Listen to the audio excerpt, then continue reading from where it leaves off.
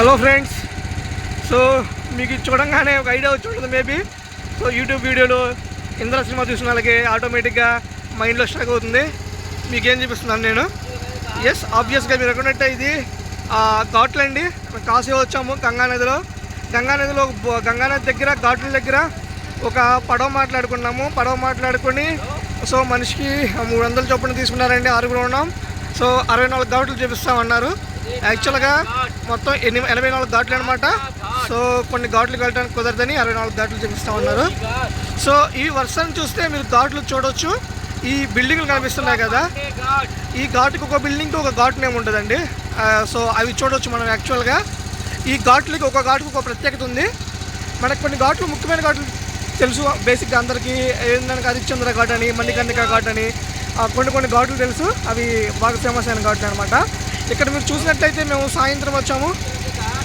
So పడవెక్కి ఇక్కడ నేను గంగానది చూపిస్తున్నాను. నీరు బాగానే ఉన్నాయి, అంత ఎక్కువగా లేవు ఎండాకాలం అవడం వల్ల. But okay. సో ఇక్కడ మాలాగే చాలామంది పడవల్లో చూస్తూ ఉన్నారు ఘాట్లన్నీ. ఈ ఘాట్లన్నీ ఇప్పుడు మీరు ఇంద్రా సినిమా చూసిన వాళ్ళు చాలామందికి ఈ లొకేషన్ కనిపిస్తుంది కదా. సో ఈ పడవలో వాళ్ళు వెళ్తూ ఈ ఘాట్లన్నీ ఒక ఘాట్ ఎక్స్ప్లెయిన్ చేస్తూ ఉంటారు. చిరంజీవి చెప్పడం జరుగుతుంది పడవలో. సో అలాగే వరుస పెట్టి సేమ్ అలాగే ఘాట్లు ఉన్నాయి. సో ఈ ఘాట్లు చూడడం నిజంగా ఈ కాశీ పట్టణానికే యాక్చువల్గా ఈ ఘాట్లన్నీ చాలా పురాతనమైనవి, చాలా ప్రసిద్ధమైనవి సో అని చెప్పవచ్చు అనమాట. అలాగే ఇక్కడ మనకి ఆ దేవుడు కాశీ విశ్వనాథుడు గుడి అనేది మనకి మణికర్ణిక ఘాట్ దగ్గర ఉంటుంది అనమాట. మనకి మణికర్ణిక ఘాట్ దగ్గర కాశీ విశ్వనాథుడు గుడి ఉంటుంది అనమాట. సో ఈ ఘాట్లన్నీ చూస్తూ చాలా అనుభూతి కలుగుతుందండి నిజంగా చెప్పాలంటే. సో ఈ ఘాట్లన్నీ యాక్చువల్గా గంగా నది విషయం నీటి గురించి మాట్లాడుకుంటే, నీరు అనేది అంతా యాక్చువల్గా చాలామంది చెప్పినట్టే మనకి న్యూస్ చూసినట్టే చాలా పొల్యూటెడ్ అయి ఉన్నాయి వాటర్ అన్నీ. సో అన్నీ అక్కడ హరిశ్చంద్ర ఘాట్ దగ్గర శవాల్ని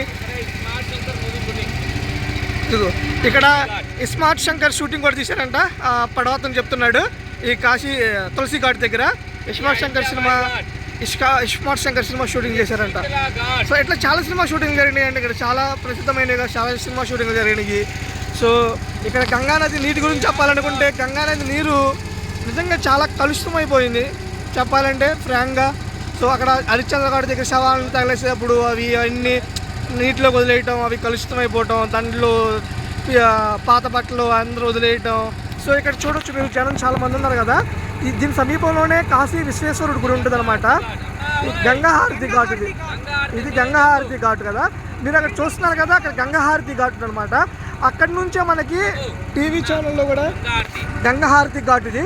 ఇక్కడ నుంచే గంగకి హారతి ఇవ్వడం జరుగుతుంది అనమాట. మనకి టీవీ ఛానల్స్ చూపిస్తారు కదా, భక్తి టీవీలో వాటిల్లో. ఇక్కడ నుంచే గంగాదేవికి హారతి ఇవ్వడం జరుగుతుంది. చాలా ప్రసిద్ధమైన ఘాట్ ఇది. ఈ ఘాట్కి దగ్గరగానే కాశీ విశ్వేశ్వరుడి గుడి కూడా దగ్గరలోనే ఉంటుంది. సో ఇది ఒక ఫేమస్ ఘాట్ అనమాట 84 ఘాట్లలో.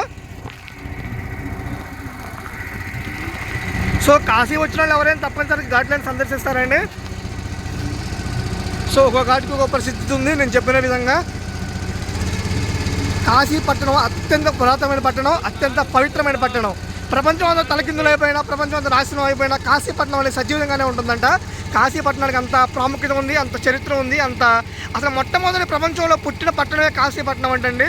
ఇక్కడ చాలామంది ఫారినర్స్ని కూడా చూశాను నేను.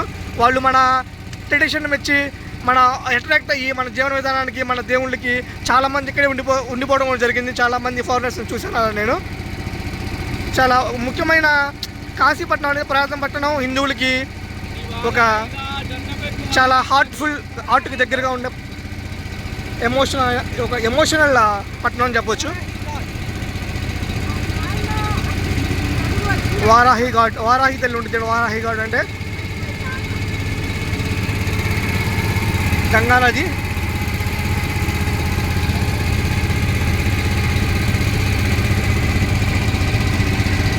ఇక్కడ చూడవచ్చు మా పక్కనే బోట్ వస్తుందన్నమాట.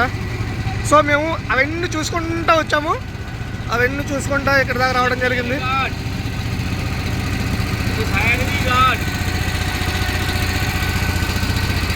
సో ఈ ఘాట్లన్నీ చూడడం చాలా అనుభూతిగా ఉంది. అనుభూతితో మంచి ఫీలింగ్ వచ్చింది, నాకు మంచి అనుభూతి కలిగింది ఘాట్లన్నీ చూడటం. చాలా మంచిగా అనిపించింది నాకు. ఘాట్లన్నీ అనేవి చాలా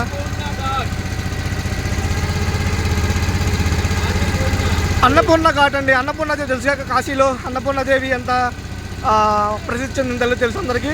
కాశీ విశాలాక్షి శక్తిపీఠం అండి. కాశీలో కాశీ విశాలాక్షి కూడా ఒక శక్తిపీఠం అనమాట, 18 శక్తిపీఠాల్లో. అలాగే అన్నపూర్ణదేవి కూడా బాగా ప్రసిద్ధి చెందింది. కాశీ విశ్వనాథన్ ఘాట్ అండి ఇది. ఈ కాశీ విశ్వనాథ్ ఘాట్ దగ్గరే మనకి గుడి అత్యంత సమీపంగా ఉంటుంది, దేవుడి కాశీ విశ్వేశ్వర గుడి.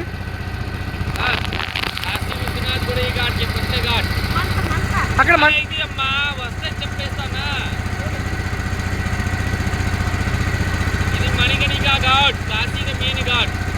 మణికర్ణిక ఘాట్ అంటే ఇది. మణికర్ణిక ఘాట్ కాశీకి మెయిన్ ఘాట్ అంట. అక్కడ మంట మండుతాం చూశారు కదా. ఇక్కడ కూడా ఎప్పుడు కూడా శవాలను కాలుస్తూనే ఉంటారు చూడండి, వస్తూనే ఉంటాయంట. కట్ అనేది ఆరదు. కట్ అనేది 365/724 hours కట్ అనేది కాలుతూనే ఉంటుంది. మరి ముఖ్యంగా చెప్పాలంటే అసలు అతిశక్తి లేదు ఇది చెప్పడం. చాలామంది చనిపోవడం కోసం ఇక్కడికి వస్తారు. ముసలాళ్ళు అయిన తర్వాత వారు కాశీలో వాళ్ళ కోరిక మీద కాశీలో చనిపోవడం కోసం చాలామంది వచ్చేవాళ్ళు కూడా ఉన్నారు. అలా చెప్పడం అతిశక్తి కాదు. ఎందుకంటే వాళ్ళ ప్రగాఢమైన నమ్మకం ఏంటంటే కాశీలో మరణిస్తే 1,000,000 జన్మల ఫలమని, వాళ్ళు మనిషి జన్మ ఉండదని, శివుల్లో ఐక్యమైపోతారని వాళ్ళ నమ్మకం. సో అక్కడ మంటగా ఉంది కదా, అక్కడ మణికర్ణిక ఘాటు, హరిశ్చంద్ర ఘాటు, ఈ 2 ఘాట్లు చాలా ప్రసిద్ధమైనవి. ఇక్కడ ఎప్పుడు ఆ శవాలు చనిపోయిన వాళ్ళు కాలుస్తూనే ఉంటారు.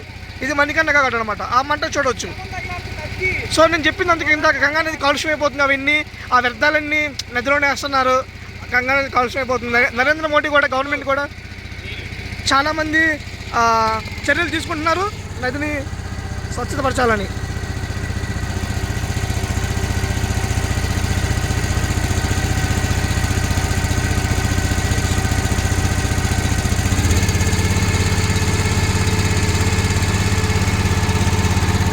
ఇంకా దాదాపు దగ్గరికి వచ్చేసాము. ఇంకా మళ్ళీ బ్యాక్ వెళ్ళి గంగాహారతి చూసి మేము రూమ్కి వెళ్ళిపోయి తెల్లారగట్ట 2ంటికి దర్శనంకి వెళ్ళాలండి. దర్శనం కావాలంటే తెల్లారగట్ట వెళ్ళిపోవాలి. Okay, signing off. Thank you.